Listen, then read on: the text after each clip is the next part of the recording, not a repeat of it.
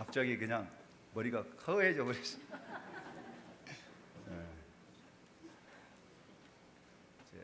한 번씩 이러면요, 지금 준비해 놓은 게 다 헝클어져 가지고서 다시 주워 담으려면 지금 시간이 좀 걸릴 것 같아요.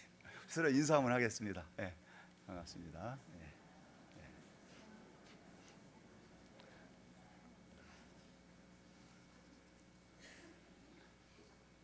그 장구죠? 네.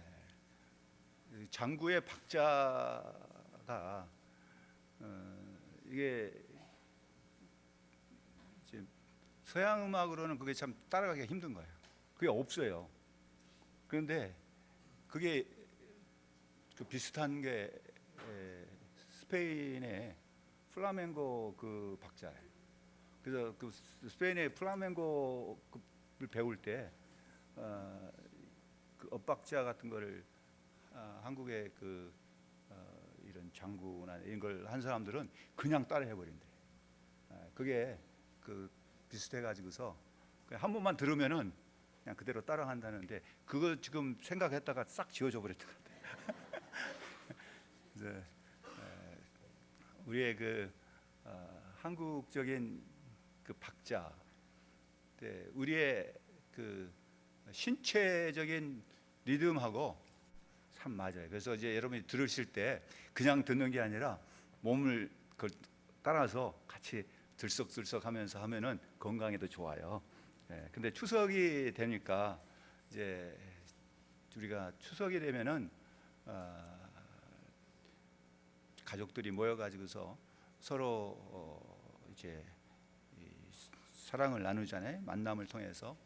이제 작은 이제 선물도 서로 주고받고, 뭔가 가족 간의 건강을 또 기원하고, 또 가족들이 이제 앞으로 남은 1년 동안 평안하기를 바라는 그러한 이제 모임들을 갖게 되는데, 여러분들 추석이 되면은 또 어떤 일이 뭐냐면, 정월 대보름도 그렇고 추석이 되면은 이제 강가 같은데 그 가서 이제 촛불 켜놓고 또 무슨 물고기나 뭐 자라나 이런 거 가지고 가지고서 그 놔주면서 비는, 달을 보면서 비는 그러한 것들을 지금도 하고 있어요. 언젠가 그 한강변에 가봤더니 이 사람들이 대형 버스에서 막 내려가지고서 강가로 가더니 거기다가 막 초를 놓고 뭐 단 같은 거를 쌓아놓고 음식 같은 거 위에 또 얼려놓고 달을 보면서 뭐 이게 뭐 빌고 뭐 하면서 거기다 또 뭐 비닐 봉지 안에 들어있는 물고기나 뭘 갖다가 다 놔주면서 또 막 빌고 그러더라고요. 그것 때문에 지금 한강의 생태계가 뭐 또 호수나 이런데 그 외래어종 또 뭐 자라들 뭐 이런 것들 때문에 아주 참 파괴되고 있다고 하는 뉴스에도 많이 나오잖아요. 이제 그런 게 이제 추석이 되면은 이제 또 정월 대보름이 되면 달을 보고 또 빌고, 1월 1일이 되면은 또 아침에 해변이나 어디 저 산 높은 데 올라가서 해 뜨는 걸 보면서 또 빌고, 다 뭐냐면 건강하게 해달라, 또 가정이 평안하게 해달라, 또 이 자녀들 뭐 진학이라든가 또 무슨 사업이 잘 되게 해달라, 다 이제 나름대로 소원들을 다 비는 거잖아요. 여러분들 소원이 있어요? 어떤 소원을 가지고 여러분들이 이 시간 살고 있는가 하는 거죠.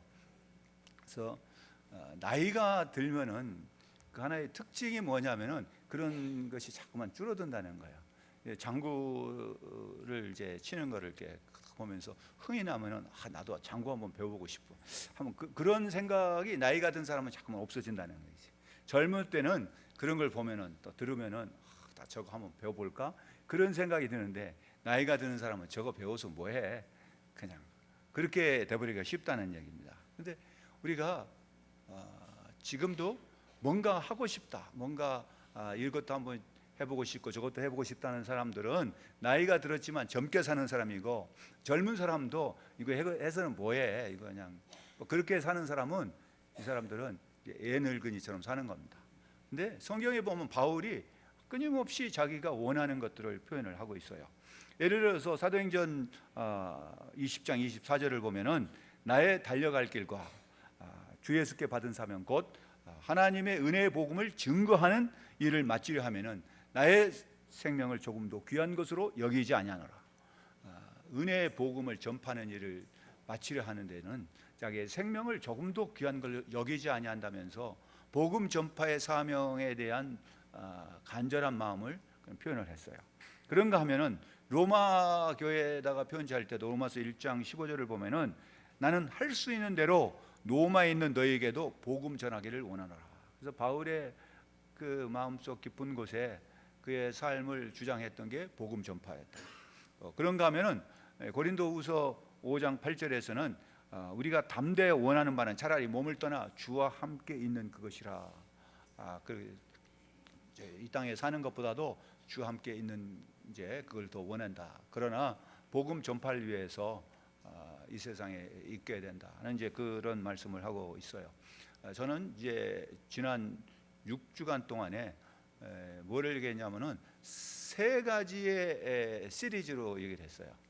이제 6주 전에는 인간의 선결해야 할 인간의 선결 세 가지의 선결 문제 해서 나와 이웃과의 관계에서는 화목을 해야 되고 그 다음에 나와 하나님과의 관계 속에서는 먼저 그 나라 의를 구해야 되고 나와 내 자신과의 관계 속에서는 내 눈에 있는 들보를 빼내야 된다. 그래서 그 선결 문제를 그런 다음에는 세 사람의 종교, 삼인의 종교, 에티오피아에서 온 간닥의 모든 국고를 맡았던 네시, 또 사울이라고 하는 청년, 그다음에는 로마의 그 군대 백부장인 고넬료에 대해서 지난 주간에 말씀을 드렸고 오늘은 이제 그 사울이라는 청년이 어떻게 변화됐는가, 스데반의 죽음을 진두지휘했던 그 사울이라는 청년이 이제 바울이 돼서 어떤 이제 삶의 모습으로 살아가고 그가 살면서 원했던 것이 뭔가, 그의 인생관, 그의 신앙관, 그의 가치관, 그가 어떤 삶을 살기를 원했는가. 그래서 오늘은 이 바울이 원했던 세 가지의 소원. 첫 번째는 그는 예수를 아는 것이라고 했고, 두 번째는 예수 안에서 발견되는 것이라 했고, 세 번째는 예수 안에서 주신 상을 받기를 원했어요. 그 안에도 다양한 것이 있지만은 저는 오늘 이 말씀을 통해서 세 가지의 바울의 소원을 말씀을 드리려고 합니다. 먼저 첫 번째 그 내용을 보면은 8절에 있는 말씀인데 우리 한번 8절을 같이 읽어보겠습니다. 또한 내가 모든 것을 해로 여기면 내 주 그리스도 예수를 아는 지식이 가장 고상하기 때문이라. 내가 그를 위하여 모든 것을 잃어버리고 배설물로 여기면 그리스도를 얻고. 그래서 예수 그리스도를 아는 지식, 그래서 아는 것, 아는 지식, 예수를 아는 지식 그랬는데 이 안다고 하는 게요, 우리 말로는 다 아는 것이에요. 그러나 이 신약 성경을 쓴 헬라어를 보면은 안다고 하는 단어가 똑같지 않아요. 예를 들어서 여러분 이제 저는 어머니가 끓여줬던 그 무국, 그 맛을 평생 잊을 수가 없어요. 그런데 저희 상록이도 전화하면 종종 무슨 얘기를 하면 엄마가 끓여준 그 무국 먹고 싶어. 그런데 레시피를 가르쳐줘요. 어떻게 이렇게 끓여라 가르쳐줘도 엄마 그렇게 해도 그 맛이 안 나. 그렇죠? 그 맛, 그 알잖아요. 다른 어떤 사람이 끓여줘도 그 맛을 낼 수 없는, 어머니만이 낼 수 있는 맛을 우리는 알고 있어요. 그걸 안다는 거하고 레시피를 아는 거하고는 전혀 다른 거잖아요. 여기서 말한 것은 바로 그런 거예요. 어머니의 그 묵국 맛을 아는 것처럼 예수를 아는 것을 바울은 원했어요. 이것은 곧 뭐가 연관되냐면은 하나님에 대한 아주 신비로운 지식이에요. 이것은 또한 구원에 관한 것이죠. 그래서 하나님에 관한 그 구원의 지식을 예수 그리스도 통해서 아는 건데, 이것은 우리가 하나님의 그 구원받은 백성이 됐을 때에 그 말씀대로 순종하고 하나님의 말씀을 사랑함으로써 예수님을 알아가는 거죠. 그래서 아는 지식, 그게 굉장히 중요한 단어입니다. 여러분, 이 안다고 하는 거를 이제 성경을 보면 구약에서는 이제 창세기에 4장 1절에서 히브리 말로는 그 야다라고 하는 히브리어를 썼는데, 그 말을 어떻게 표현했냐면 아담이 그 아내 하와와 동침하매, 그때 동침하매라 놓고 그 밑에 각주에다가 뭐라고 써야 되냐면 알게 되어라는 말을 했어요. 그래서 하와가 임신하여 가인을 낳고 이르되 내가 여호와로 말미암아 등남하였다. 하와 이제 그 아내와 동침하여, 그것은 안다고 하는 거예요. 그래서 그게 알게 돼서 그 결과가 뭐냐면 가인이 낳고 아벨이 이제 된 겁니다. 그래서 부부로서 이제 서로 아는 것, 그 아는 것에 밑바닥에 깔려 있는 거는 사랑이 깔려 있어요. 그래서 여기서 말은 안다고 하는 거를 다른 말로 표현하라고 하면 저는 사랑이란 말로 그걸 표현하고 싶어요. 그래서 여러분, 우리가 뭘 안다, 그거는 그 사람을 내가 사랑한다는 표현이 될 수 있어요. 그 사람을 알려고 하면은 뭐 해야 되냐? 그러면 사랑해야 돼요. 사랑하지 않는 사람은 아는 것이 굉장히 제한적으로밖에 알 수가 없어요. 여러분, 사랑을 하게 되면은 그 사람에 대해서 내가 자발적으로 나의 것을 포기할 수 있어요. 내가 사랑을 하면은 그 사람을 이제 알기 위해서 나의 그 어떤 거를 자꾸만 이제 포기하는 그런 모습인데, 바울은 예수를 아는 지식, 그것이 너무나 고상한 최고의 가치예요. 그거를 발견했어요.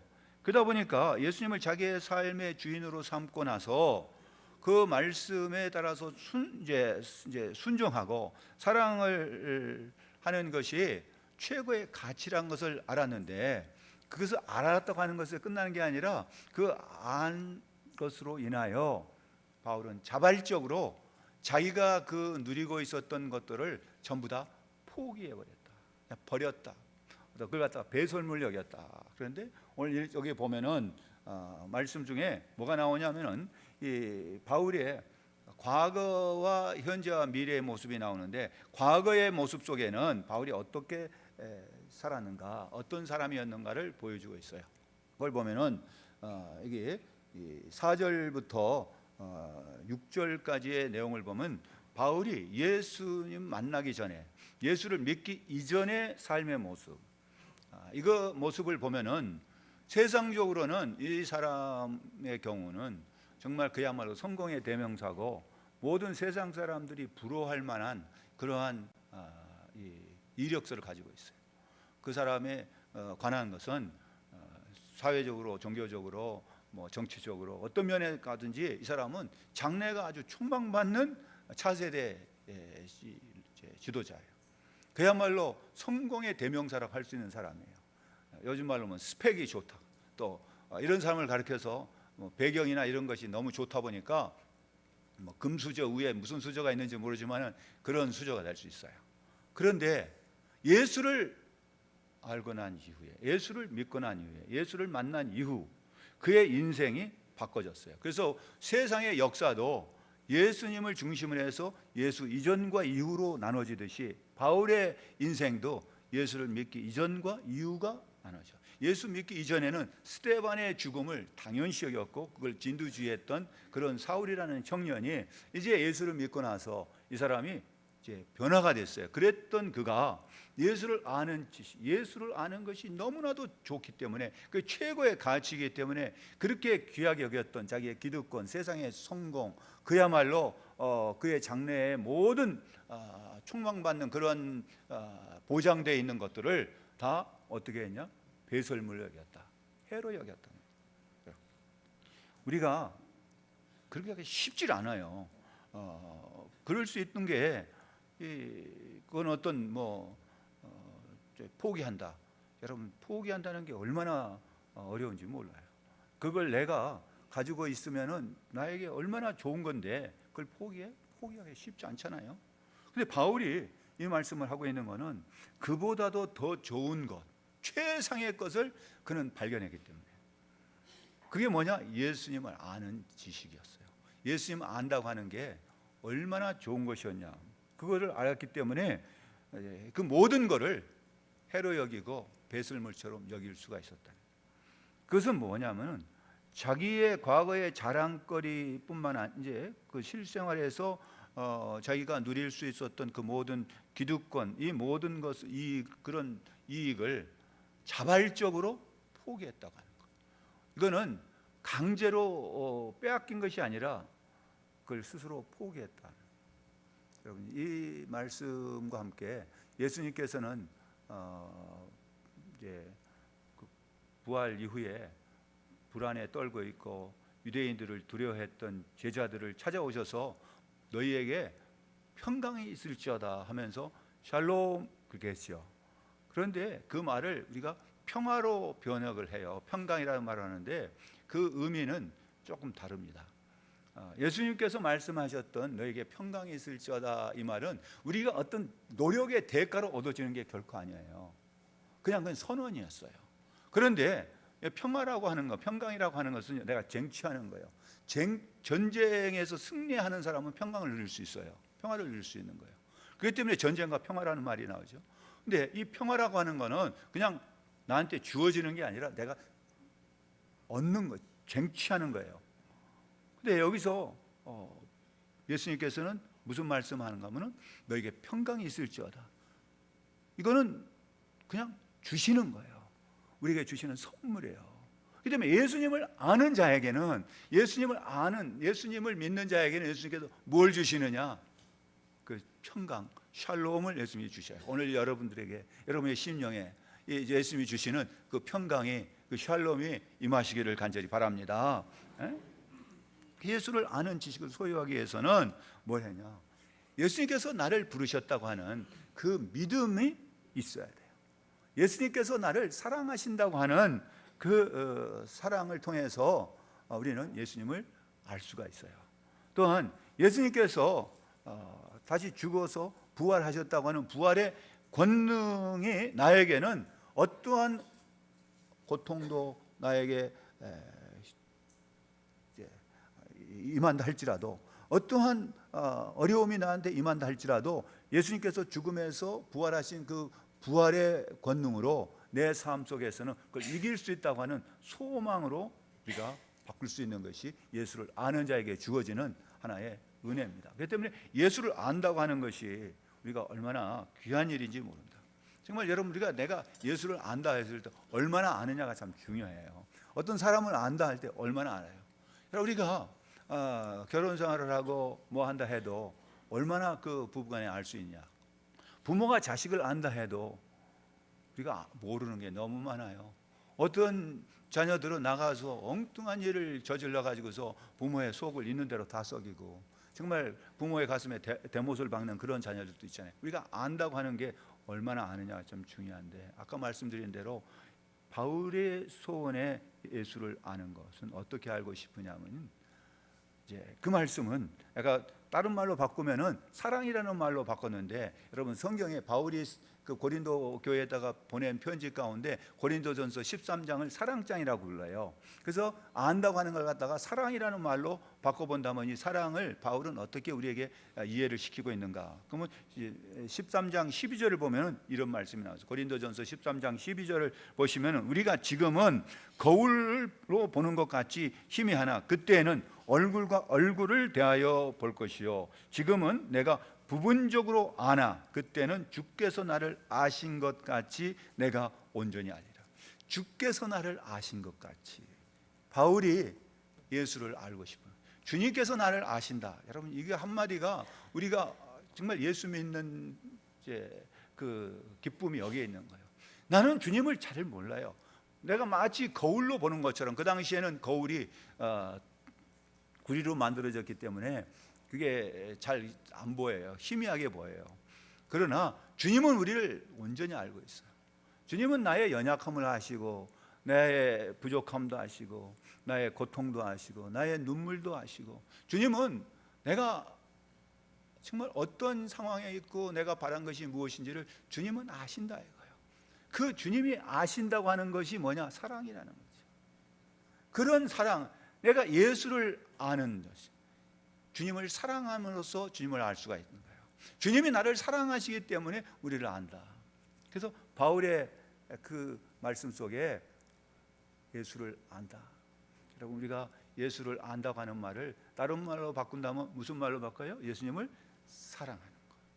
여러분, 정말 내가 누구를 사랑한다면은 그 사람을 알 수가 있어요. 그 사람이 어떤 사람인지 잘 몰라다가도 사랑을 하게 되면 그 사람이 뭘 좋아하는지, 그 사람을 위해서 내가 모든 걸 참을 수 있어요. 자발적으로 참는 거예요. 강제로 참는 게 아니에요.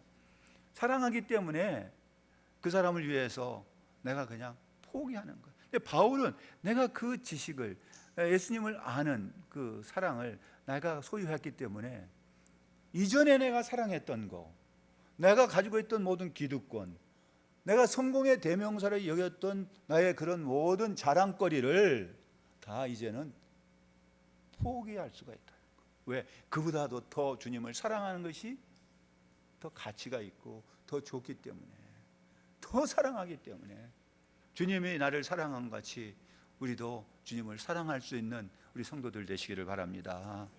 두 번째로는 여기에 8절에서 그 사랑, 이제 아는 지식이라 했고, 9절에 가서는 여러분 빌립보서 3장 9절을 한번 읽어볼까요? 뭐라고 한가요?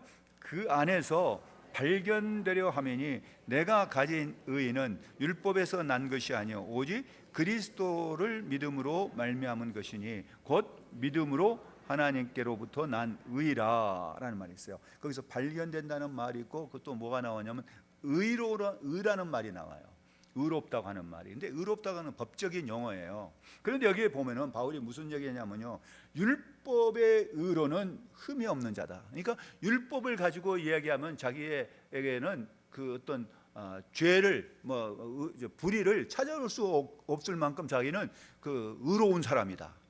그렇게 주장을 했던 바울이 이전에는 그랬는데 이제는 뭐라고 표현한가 하면은 내가 가진 의라고 할 때 이것은 법적인 용어라 그랬잖아요. 이거는 뭐와 같으냐면요, 누군가가 나를 고소를 해서 법정에 섰어요. 서면은 한 사람은 피고가 되고 한 사람은 원고가 돼요. 그럼 재판장이 재판을 하여서 판결을 내리면은 한 사람은 죄인이 되고 한 사람은 의인이 되는 거예요.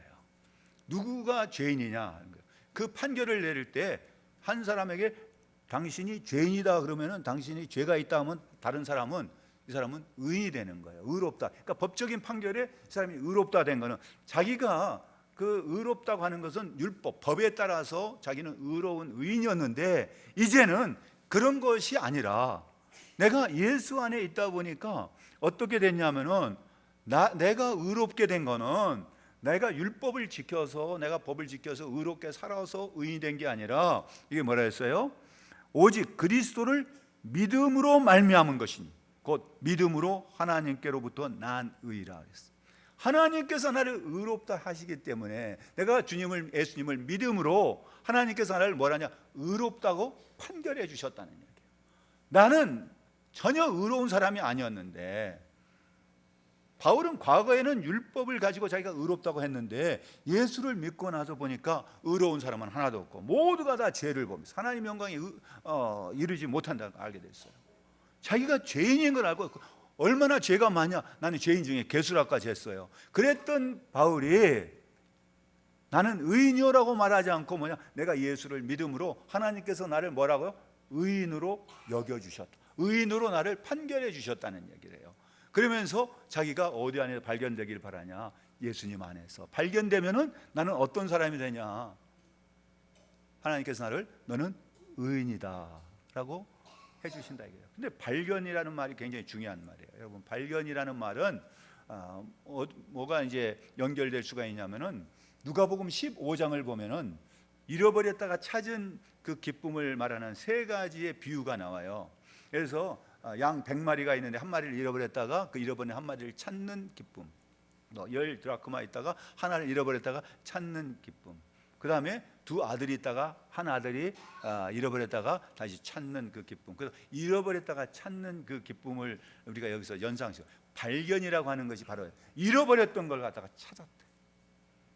여러분, 잃어버려. 그것도 마치 또 뭐가 같으냐면은 이제 요한복음 10장에서 말씀하고 있는 목자와 양의 관계. 근데 양은 여러분 우리가 순하다고 그러잖아요. 근데 양은 순한 게 아니라 여러분 양이 들으면 좀 미안하지만은 양은 멍청한 거예요. 그래서 우리가 양이라고 좀 우리가 신앙생활 할 때 주님의 양이 된다는 것은요, 내가 좀 멍청하라는 얘기예요. 잘났다고 까불지 말라는 얘기입니다. 쉬운 말로 얘기하면은. 근데 양이 아니라 이제 예수 믿는다고 하는 사람들 가운데 양이 아니라 이제 일이나 여우 같은 사람이 많아서 문제가 되는 거예요. 양이라고 하면 양이 돼야 되거든. 근데 보세요. 양은 어떠냐면 얼마나 미련한가 하면은 자기가 그 가는 길을 기억을 못 해요. 그래가지고서 어느 가다가 앞에 있는 놈이 가면 그것만 졸졸 따라다가 그게 사라지면 길을 잃어버려요. 그럼 다시 돌아가지고 자기가 왔던 길로 다시 돌아올 줄을 모르는 거예요. 그래서 잃어버려요, 길을.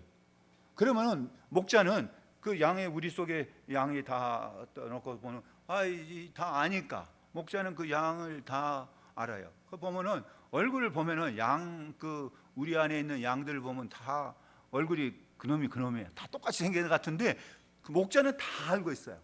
양이 그 목소리까지도 알아요. 그러니까 예수님께서 나는 목자라, 너는 내 양이라고 하는 거예요. 그러니까 무슨 얘기냐면 우리가 어느 상황에 어떤 형편이 있는지 안다. 목자는 양이 울음소리만 들어도 건강한지 아닌지를 금방 안다.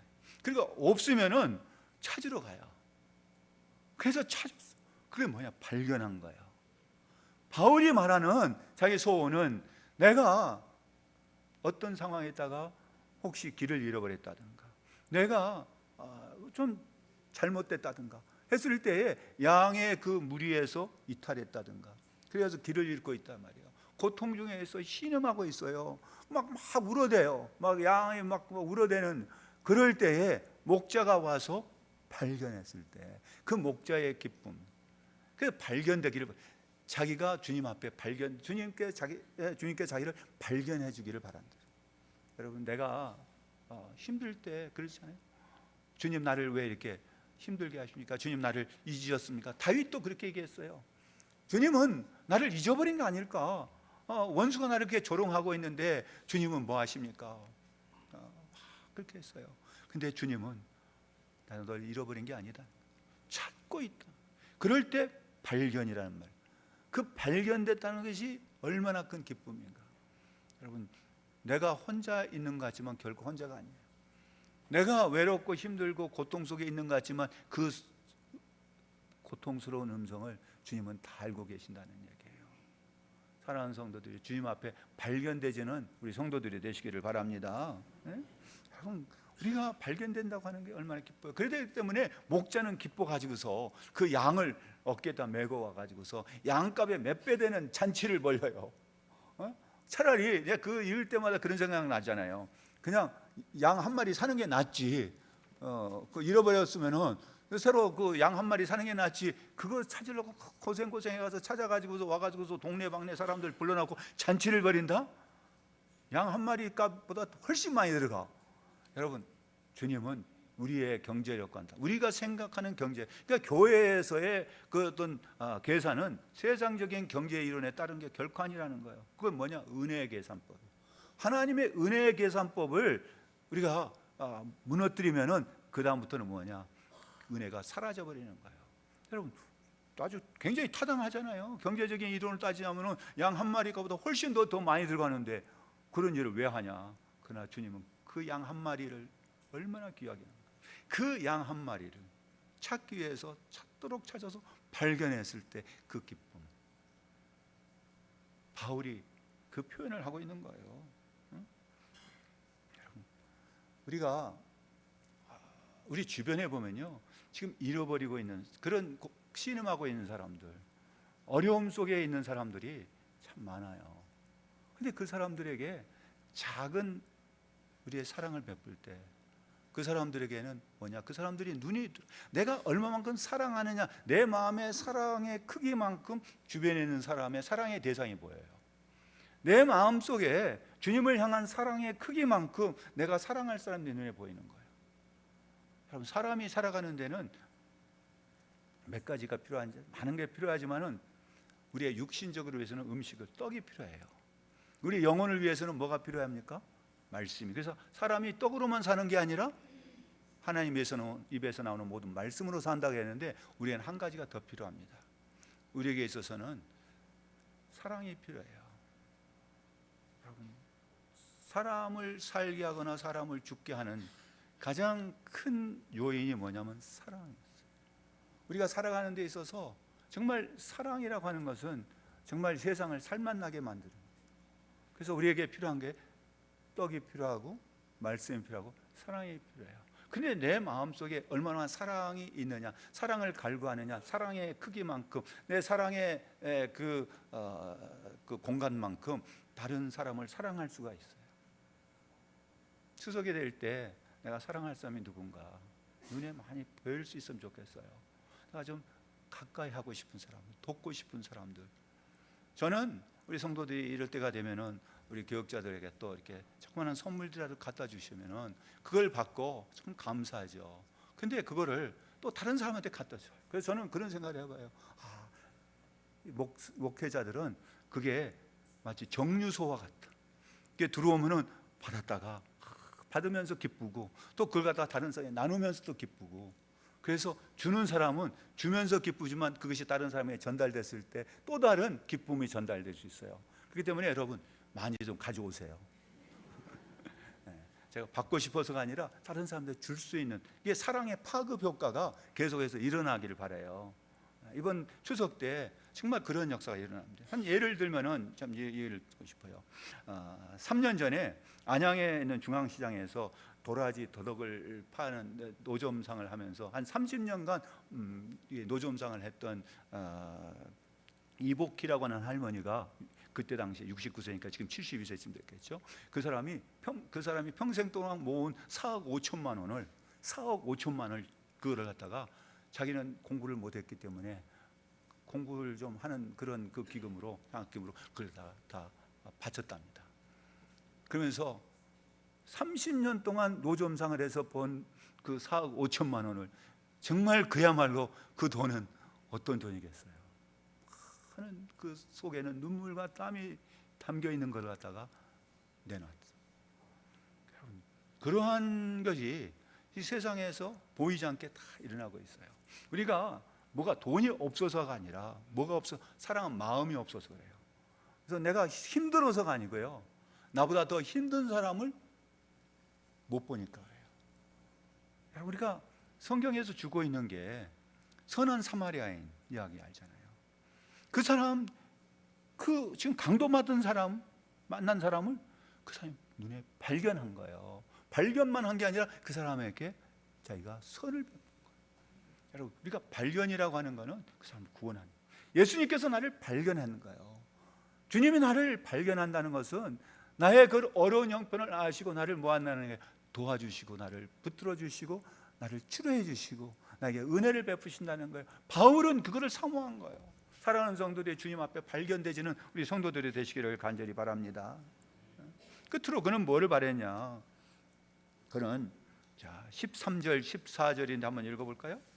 형제들아, 나는 아직 내가 잡은 줄로 여기지 아니하고 오직 한 일, 즉 뒤에 있는 것은 잊어버리고 앞에 있는 것을 잡으려고 표대를 향하여 그리스도 예수 안에서 하나님이 위에서 부르신 부름의 상을 위하여 달려가노라.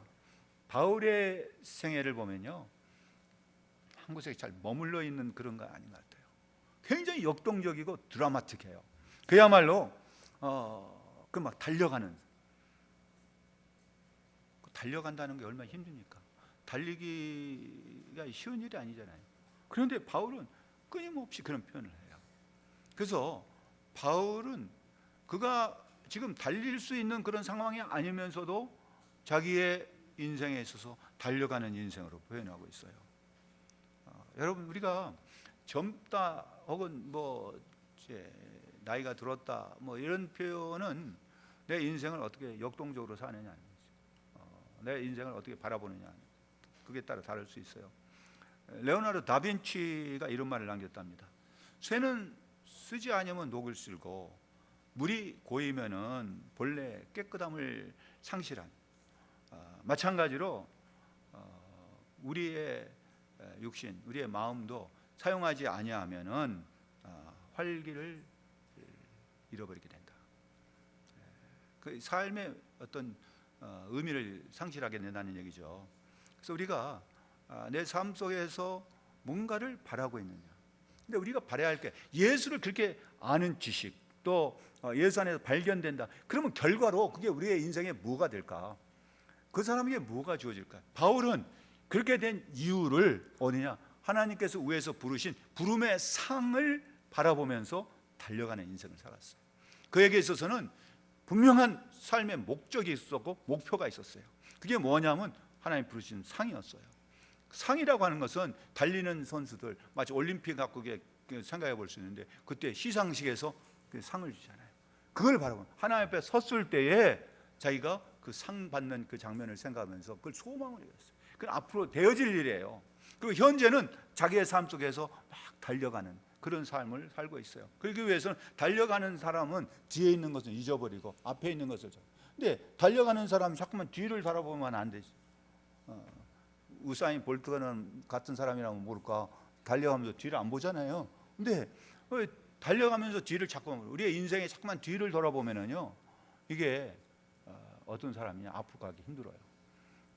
그러니까 우리의 인생이 자꾸만 뒤를 보면서 가냐, 아니면은 뒤에 것은 잊어버리고 앞에 있는 것을 보러 가냐.